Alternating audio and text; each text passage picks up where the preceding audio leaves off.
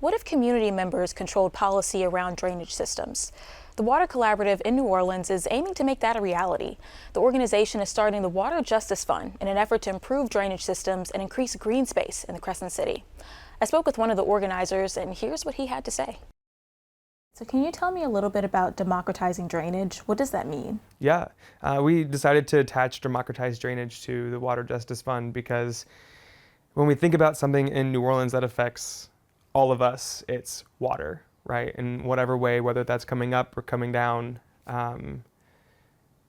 democratizing that means putting the power or putting the responsibility back in the people's hands who it affects the most. And over the conversations about like water trauma and dealing with water and problems that need to be fixed that just never get fixed, we decided something had to be done to like unite our community on this issue. Well, you mentioned water trauma. I've never heard it referred to like that before. Can you tell me what that means? Yeah, I mean, water trauma in New Orleans, we think of things that are so big like Katrina, and you like have family members and community leaders, like just now we were talking about how they won't even go to like the movie theater because they're in the dark for too long and they can't tell if it's going to rain. I need to see when it rains. I don't want to leave the house because of all of these things. So the trauma of I lost so much, I could lose again, I could be affected by this, I could get stuck. And so there's just like stories you hear over and over about like how water has negatively impacted people's lives because it's powerful, right? And so all the way from those big events like Katrina all the way down to as small as like I can't put the trash out because I don't want it to roll away in the flash flooding that's happening tonight. So it's the question and the basically like a deep breath that has nowhere to go for a lot of people. They have a deep breath to prepare for something, but they never know when it's actually going to happen. And so there's living with this resilience inside of them that has to be really exhausting. Yeah, to never know whenever it's going to rain or never know whenever the rain event can turn into a storm event or a flash flood event or whatever else comes with that. Yeah. So whenever you mention democratizing, I mean, we talked about this word, and that means basically putting the power to the people. Why do you think that it's necessary to give them that power?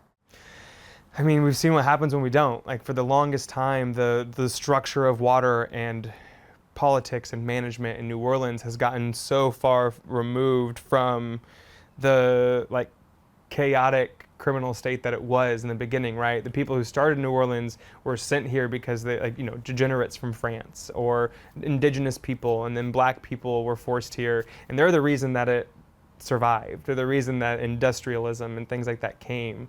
But there's so much like respect for the land and green spaces and parks and all of these things. It felt like the people had the power.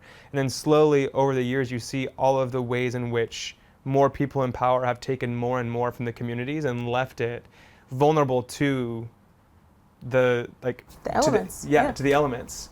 So like even outside of our office here, the Claiborne overpass was like a black hustling and bustling like shopping center, and it went right through the middle, took out parks, historic houses, all that, and what you're left with is like heat island effect. You're left with more pavement, which concrete doesn't drink water. So it's like you have more ways in which flooding becomes like impactful. And so if we ask like why we need to democratize drainage, it's because the people in power and politics as usual is so detrimental, not only to the people that it serves, but now it's coming into like, it's going to clash with the elements. It's going to clash with New Orleans being underwater if we don't address this. So what type of policy are you hoping to implement alongside the people? Yeah, I mean, so it's the way that it's built is kind of like it is a community-led policy. So we're flipping it on its head and we're doing it from the ground up. We're doing it from the community up. And that's one thing like I'll never do is be an expert on somebody else's community. And that's why this is so stress relieving in a sense, because it's a big topic, but it's stress relieving because I can't fix it all. And so we want this to be a policy that is interactive and dynamic and always growing. And changing to what we think as New Orleanians is best. And so inviting all those voices, this policy would be one that is equitable. It is one that would be transparent. We would know what the money is going to. It would be one that is created specifically for drainage. So even if it turns out that we want to create a office of drainage, then that would look like that's where the money goes, the way that the structure is built. We just start using the things that are good for New Orleans, like its people, the way that they're supposed to. And so making it a policy that's built upon need and the hope of New Orleans, rather than the commodification of the things that make this place good. So Water Justice New Orleans is the name of the entire project. Yes. How can people support it? How can they find out more? Yeah, if you go to waterjusticeneworleans.org, there's a chance to sign up for maybe a couple of the last workshops to kind of be a part of that building process. This project is born out of a lot of hope for our city, I think, and I'm happy to be a part of that. And it's also built on just this idea that like we're so used to being resilient, but maybe we're tired of being resilient as well. We don't have to be strong all the time. Yeah. we want to like remind the city that like we're a resilient city, but it doesn't mean that we keep having to be. We don't have to be strong all the time. If you want to support the Water Justice Fund, you can head to the Water Collaborative website. That is nolawater.org.